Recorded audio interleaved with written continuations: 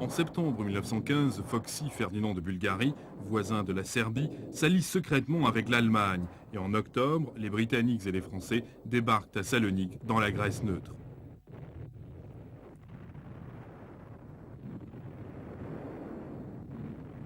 Cette manœuvre manquée pour aider la Serbie doit immobiliser à la longue 600 000 hommes dans ce que les observateurs allemands appellent avec sarcasme le plus grand camp d'internement de la guerre.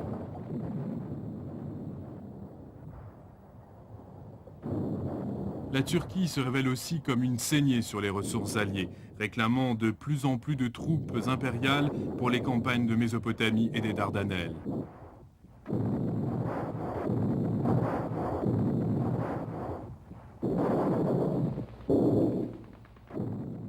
Ce qui commence comme une simple opération pour sauvegarder les installations de pétrole du Golfe Persique se termine par l'humiliation des Britanniques au siège de Kout, où ce qui reste de l'armée britannique, un groupe de soldats affamés sous le commandement de l'ambitieux Townshend, se rend en avril 1916 aux implacables Turcs. Les troupes indiennes émaciées se laissent mourir de faim plutôt que de manger de la viande de cheval. La Turquie, bien qu'un ennemi secondaire, se montre un adversaire redoutable. À Gallipoli, les forces britanniques, australiennes, néo-zélandaises et françaises combinées sont très mal équipées. Elles rencontrent une vive résistance de la part des Turcs et ne parviennent qu'à prendre pied précairement sur la péninsule au cap Hélas et à la crique Anzac avant que la campagne ne s'installe dans l'impasse de tranchées trop familières, rendue insupportable par la chaleur extrême, les maladies et l'insuffisance critique d'approvisionnement. La puissance maritime britannique, tant vantée, fait gravement défaut alors que la guerre est acculée dans une nouvelle impasse.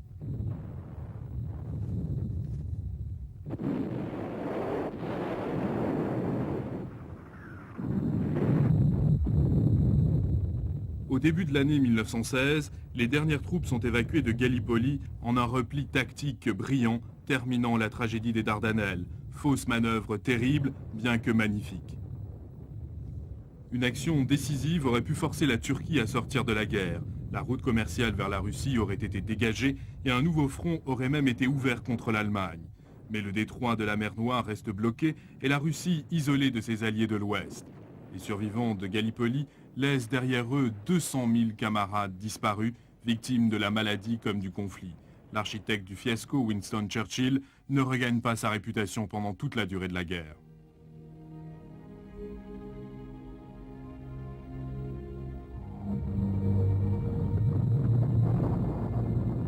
Pourtant, le grand carnage ne s'est pas encore produit.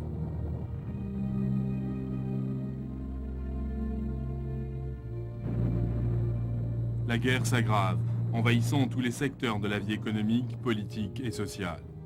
La guerre devient dangereuse pour l'élite dirigeante dont la mauvaise gestion et la faiblesse sautent aux yeux. Maintenant, ils ne peuvent se permettre une défaite. La guerre est poursuivie avec une férocité encore plus grande quand le front réclame de plus en plus d'hommes, d'obus et d'armes pour sortir de l'impasse sanglante. L'enjeu est considérable. Les disparus ne peuvent avoir affronté la mort en vain.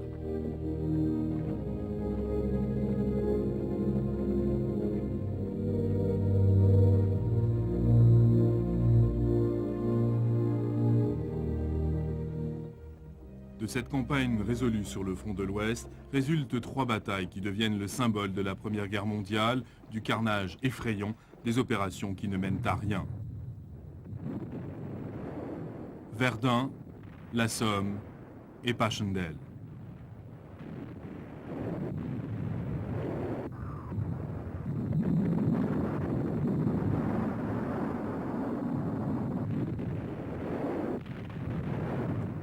La facilité avec laquelle les Allemands transportent leurs armées d'un front à l'autre, d'un lieu critique à l'autre, grâce à leur superbe réseau ferroviaire stratégique, amène les Alliés à lancer un assaut total en 1916 et à appliquer une pression concentrique, militaire, navale et économique pour écraser les puissances d'Europe centrale, une fois pour toutes.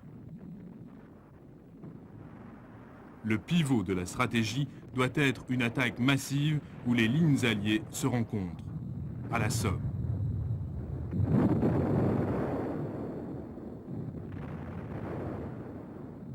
Mais l'Allemagne a son propre plan. Un assaut sur une cible, symbole cher aux Français qu'ils sont obligés de défendre jusqu'au bout, les forteresses de Verdun.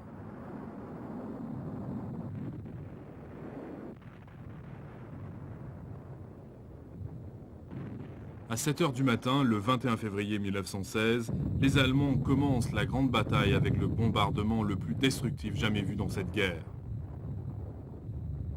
Cependant, 10 mois plus tard, Verdun résiste toujours. Grâce à la ténacité des Français, à la voie sacrée, l'artère vitale par laquelle 3000 camions par jour apportent des vivres à l'armée assiégée, Verdun est toujours en vie. Mais à quel prix ? Le grand creuset de destruction a fait 700 000 victimes parmi les Français et les Allemands, et tout cela pour quelques futiles forteresses.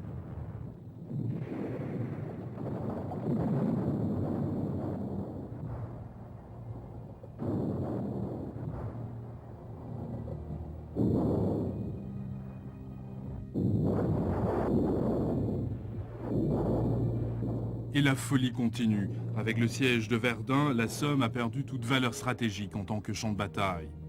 Cependant, avec une obstination classique, les Britanniques décident de mettre leur plan à exécution contre un ennemi bien préparé, fort d'un système de tranchées-abris de 12 mètres de profondeur, bien protégé contre le plus fort bombardement. Il est inconcevable que cette ligne puisse être forcée. Et cependant, le 1er juillet, après 8 jours de tirs de barrage sans effet, la 4e armée britannique monte au front en ordre parfait. Vague après vague, les troupes d'infanterie quittent leurs tranchées un matin de juillet ensoleillé pour aller s'empêtrer avec un équipement lourd dans les fils de fer enchevêtrés et s'embourber dans les cratères et les fondrières creusées par le bombardement.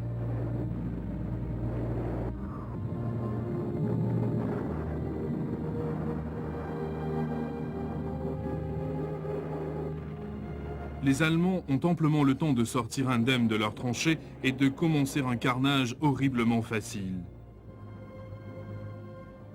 Avec la dernière salve de mitrailleuses, les canons deviennent silencieux sur la Somme. À la fin de l'après-midi, les Britanniques perdent 60 000 soldats, dont un tiers sont tués au cours de la pire journée de carnage infligée par une armée pendant la guerre, du jour le plus sanglant dans l'histoire de l'armée britannique.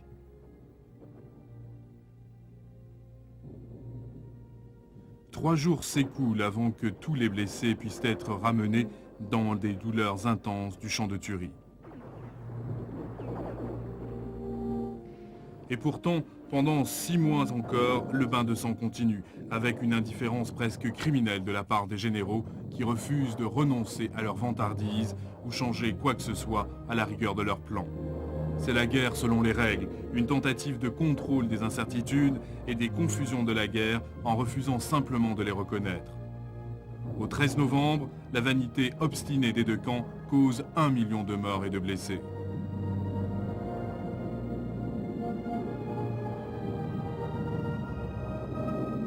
Les infortunés guerriers de la Somme, épuisés, doivent être les témoins de 2 événements qui deviennent le symbole d'une guerre qui a changé pour toujours.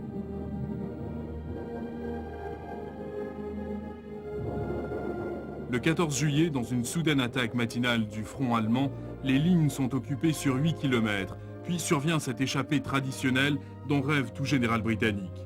L'infanterie est témoin d'un spectacle unique sur le front de l'Ouest, 3 divisions de cavalerie galopant vers la brèche, au son du clairon, les fanions au vent, les lances étincelantes. La vision glorieuse s'écroule alors que les mitrailleuses ouvrent le feu.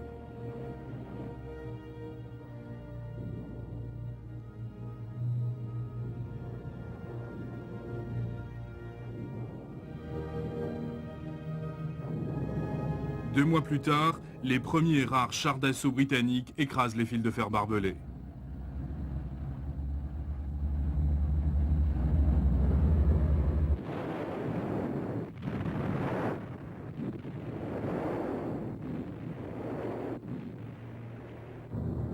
L'idéalisme périt sur la Somme. Les volontaires enthousiastes ne le sont plus. Ils perdent la foi en leur cause, en leur chef et en tout, excepté la loyauté envers leurs camarades.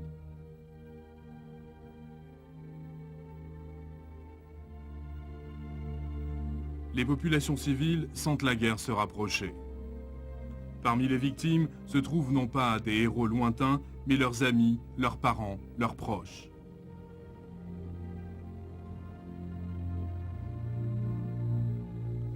L'inflation apparaît, le prix de la nourriture monte en flèche, les prix ne sont soumis à aucun contrôle. Les files d'attente pour le pain et les soupes populaires se multiplient. Le marché noir fait rage. L'Allemagne, victime d'une moisson ratée et commençant à ressentir l'effet du blocus, meurt de faim.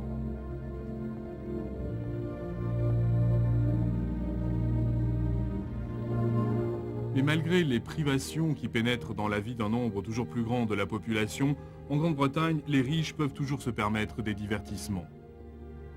Sans doute ferment-ils une aile de leur demeure pour économiser le combustible, ou perdent-ils quelques domestiques allant travailler dans les usines de munitions, mais il y a toujours Ascot et le derby, même si la gaieté de Paris leur est interdite.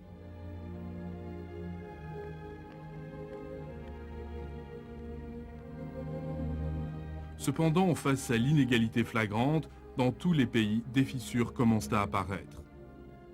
La trêve sociale chancelante en 1914 a simplement camouflé les lézardes provoquées par l'hostilité entre l'élite dirigeante et le peuple exigeant des réformes sociales. On ne voit encore que des signes sporadiques, émeutes de la faim, grève contre la conscription, groupes de pression d'objecteurs de conscience devenant plus puissants, mais le grondement des mécontents se fait plus bruyant.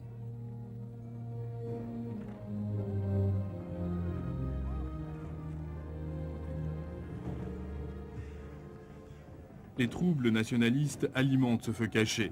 La révolte arabe contre l'Empire ottoman, le soulèvement de Pâques manqué des séparatistes irlandais, les désertions des Tchèques dans les armées austro-hongroises polyglottes qui sont déjà affaiblies par l'offensive d'été du général russe Brusilov en 1916. Cette offensive a des conséquences politiques d'une portée considérable. Les armées des Habsbourg perdent leur enthousiasme pour la lutte. L'unité, la loyauté et la cohésion disparaissent. Et la perte d'1 million de soldats au cours de cette dernière grande campagne russe de la guerre contribue à l'effondrement de la dynastie des Romanov, dégageant la voie pour la révolution de 1917, alors qu'on assiste à la débandade des Russes et leur abandon de la guerre en signe de mécontentement.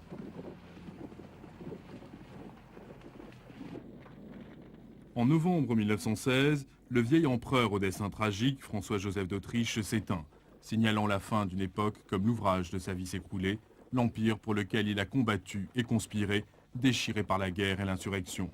Avec lui, l'ancienne Europe disparaît à jamais.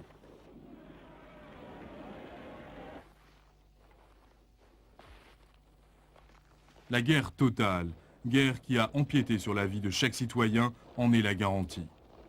Les promesses vaines de 1914 se sont maintenant changées en une amère dérision, alors que la facture du boucher, dénombrant les vies gâchées, la faim, les privations, les sacrifices et les chagrins, est examinée.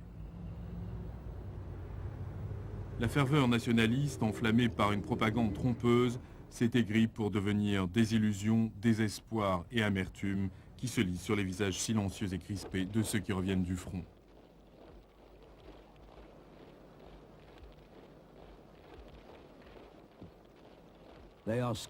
On me demande où je suis allé, ce que j'ai fait, ce que j'ai vu.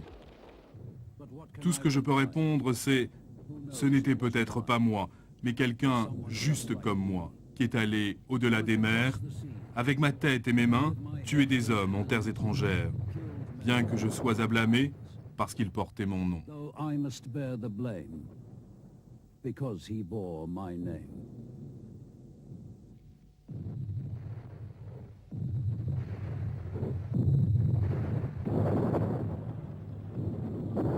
Mais il n'y aura pas de paix ni de compromis. La conscription remplit les vides laissés par les disparus et les nations combattantes se serrent la ceinture et remplissent leurs arsenaux pour une autre année de guerre encore, une guerre d'engins encore plus diabolique pour mutiler, pour tuer, inspirée de la nouvelle technologie humaine, le sous-marin, le char et le plus obscène et redouté de tous, le gaz asphyxiant.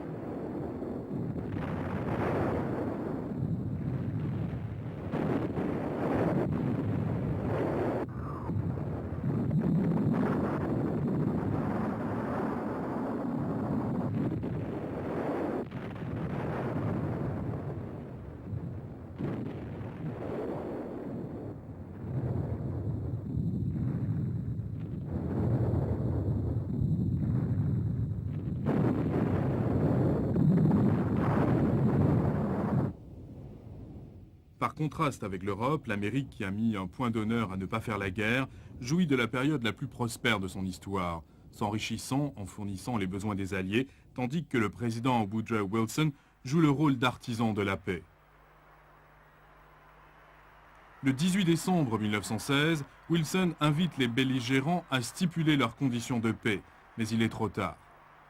Les dirigeants, Lloyd George en Grande-Bretagne, Nivelle en France et le puissant Ludendorff s'opposent formellement à un compromis.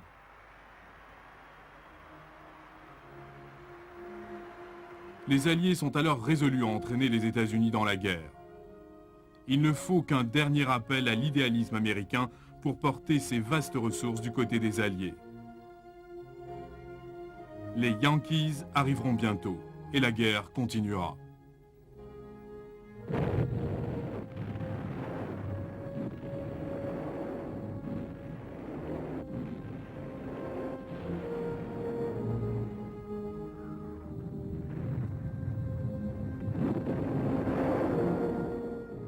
Les soldats se terrent misérablement dans les tranchées et tout le long du front de l'Ouest.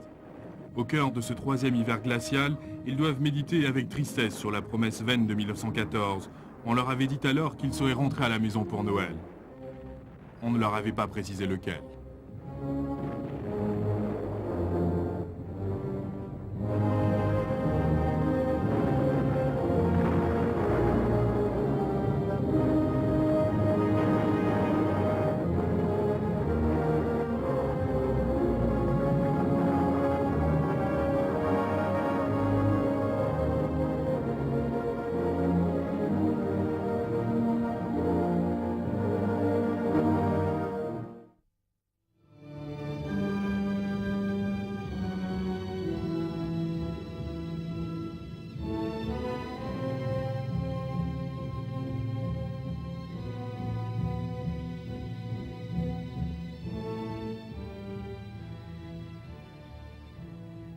Au cours de l'été 1914, les nations de l'Europe entrent dans un conflit d'une sauvagerie imprévisible et sans précédent.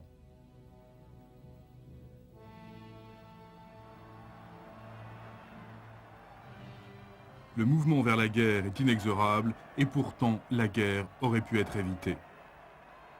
Le consensus général et une apparente cordialité masquent les dissensions qui se préparent, cachées par une impressionnante logique de mobilisation industrielle et d'armement.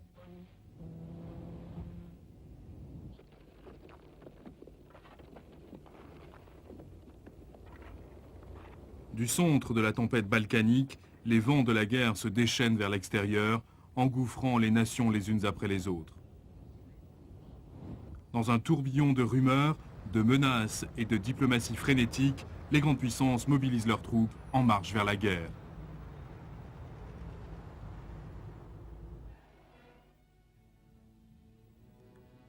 Pendant 40 ans, une structure d'alliance maintient l'équilibre du pouvoir en Europe et par conséquent la paix. En 1914, cette structure se cristallise en deux grands camps armés.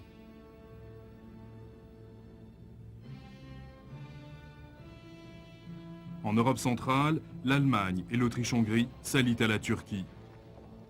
À la périphérie, la Grande-Bretagne, la France et la Russie font le contrepoids.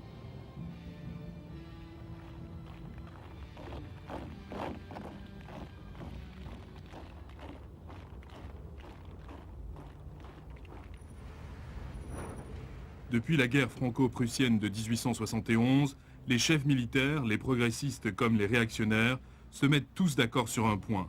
La suprématie de l'attaque est la meilleure méthode de défense.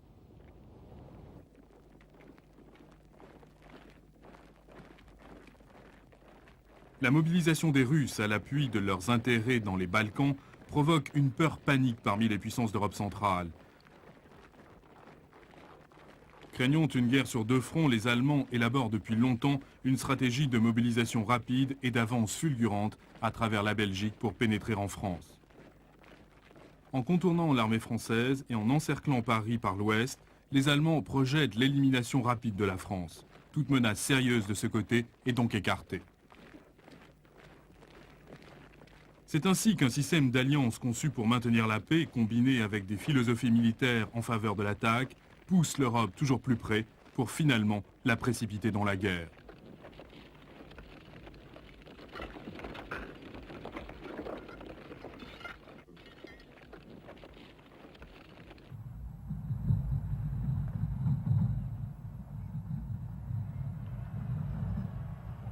La ferveur guerrière est généralisée.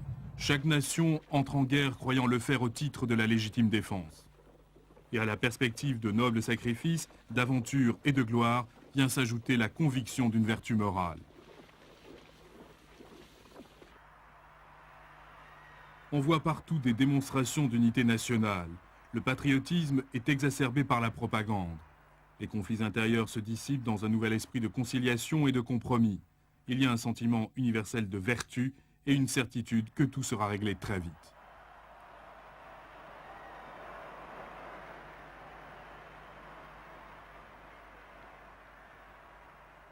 En septembre, après 6 semaines de combats violents, la campagne allemande à travers la France et la Belgique est en perte de vitesse sur la Marne. À l'est, les Russes subissent de lourdes pertes aux batailles de Tannenberg et des lacs Masuriens. En décembre, ils sont sur la défensive et stabilisent la ligne de front.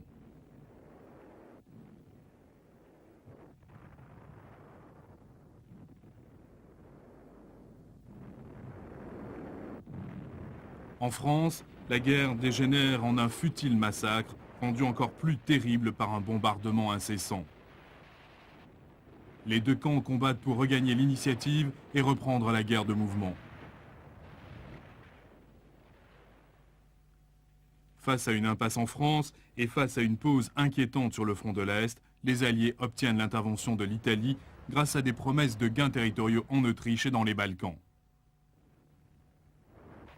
Mais la contribution des Italiens se montre insuffisante pour affronter les puissances d'Europe centrale ou pour forcer l'impasse militaire en retirant des forces des autres fronts.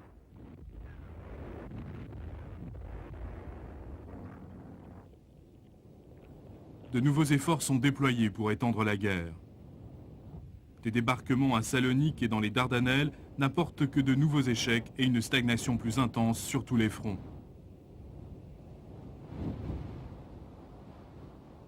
On essaie de faire porter le fardeau de la guerre aux populations civiles. Les flottes de haute mer de la Grande-Bretagne et de la France imposent un blocus de leurs ennemis continentaux. Sous les eaux, les Allemands imposent leur propre blocus.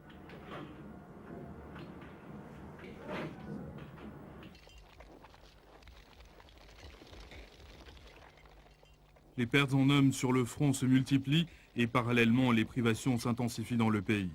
À la pénurie croissante viennent s'ajouter les exigences insistantes de l'industrie.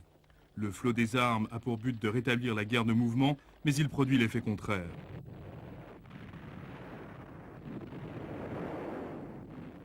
Sur un terrain défoncé et tourmenté par les incessants bombardements, les troupes qui avancent sont dans une situation désavantageuse sur tous les points.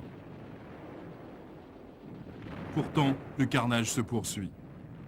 Aux batailles de Verdun et de la Somme en 1916, près de 2 millions de vies sont sacrifiées en vain.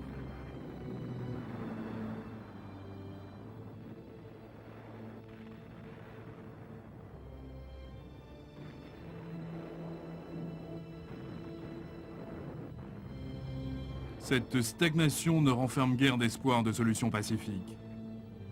La guerre, qui avait commencé en une bataille de survie, développe son propre dynamisme incontrôlable. L'apparition sur la scène politique de Hindenburg et de Ludendorff en Allemagne, de Lloyd George en Grande-Bretagne et de Clémenceau en France marque un durcissement des attitudes et une impasse politique aussi absolue que n'importe quelle impasse militaire.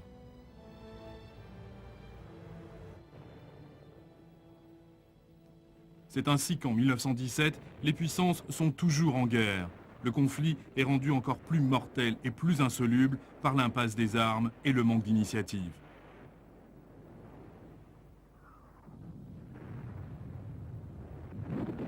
Sur chaque champ de bataille, des luttes mornes reflètent la détresse grandissante et l'épuisement total des hommes et des nations.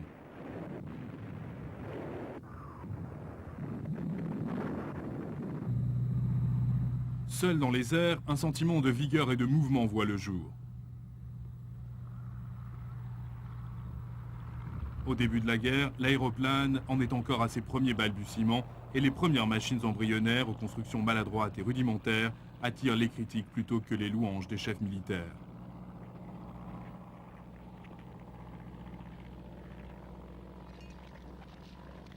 Cependant, dans les premiers mois de la guerre, ils prouvent leur valeur et justifient amplement les investissements qui leur sont accordés de mauvaise grâce.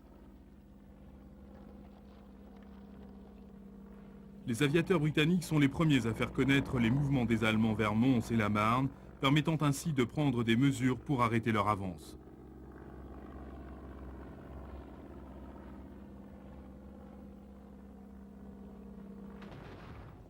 Les pionniers de la reconnaissance aérienne sont munis de pistolets ou de carabines.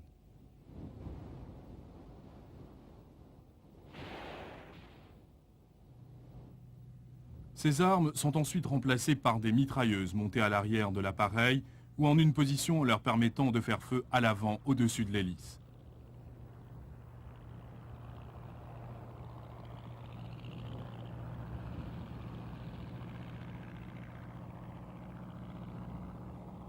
C'est en 1915 qu'est mis au point l'interrupteur mécanique.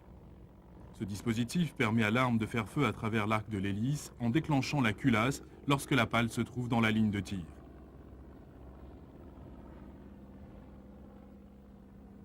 Cette invention permet de lancer le premier appareil de chasse véritable.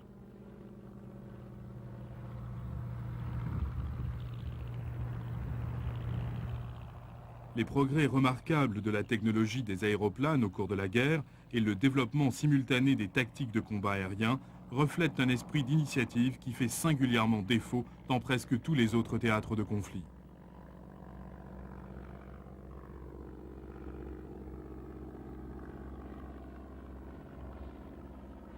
Ayant prouvé leur valeur dans le domaine de la reconnaissance, les premiers aviateurs s'assureront par la suite que les hostilités seront menées avec autant de véhémence dans les airs que sur terre, puisque le contrôle du ciel au-dessus des tranchées décide du contrôle des renseignements militaires. En plus de la reconnaissance des premières lignes, les aéroplanes servent de plus en plus au meilleur positionnement des canons, permettant à l'artillerie de viser les positions ennemies avec plus de précision.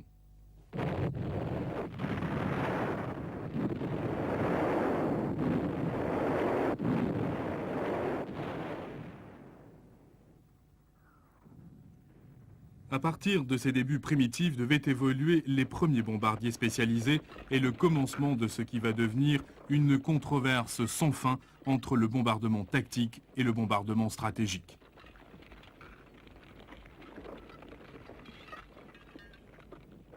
Les raids de Zeppelin sur Londres engendrent le concept du bombardement, non seulement des industries et des installations loin du front, mais de toute une population, ce qui sape le moral et affaiblit la résolution nationale.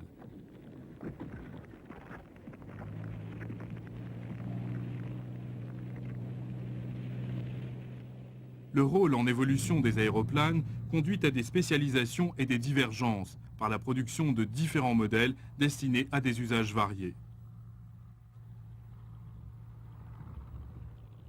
En 1917, on assiste à la mise au point des premiers bombardiers à longue portée.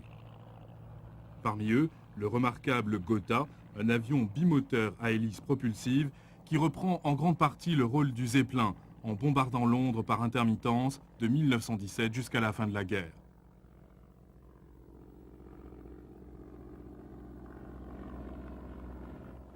Le premier avion de combat fait aussi son apparition, de même que l'avion de reconnaissance léger, rapide et plus sophistiqué.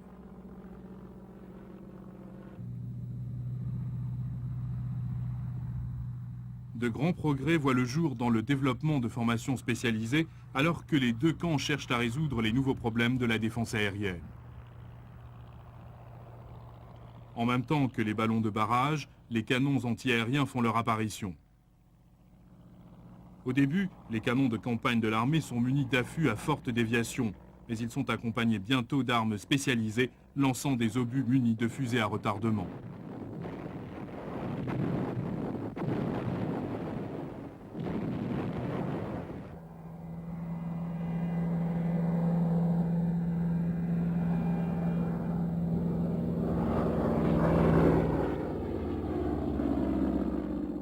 Pour les soldats dans les tranchées, pour les citadins là et de plus en plus accablés, les exploits de ces premiers aviateurs représentent le seul soulagement au milieu de la stagnation paralysante du front, les appels de la sirène et les demandes incessantes pour de plus grands sacrifices et d'efforts au pays.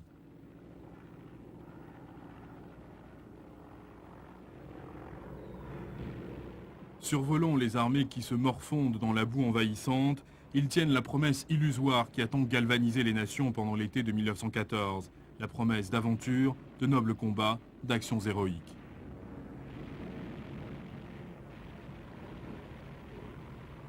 Et pour ces exploits, ils doivent payer chèrement.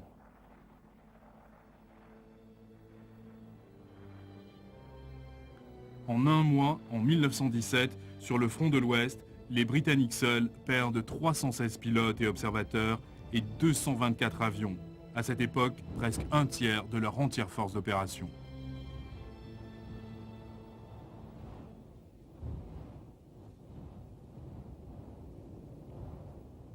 Parmi les rôles assumés par les aviateurs dans la Grande Guerre, l'un surtout acquiert une fascination et un prestige au-dessus de tous les autres. C'est celui de pilote d'attaque. On appellera d'ailleurs les plus valeureux des As.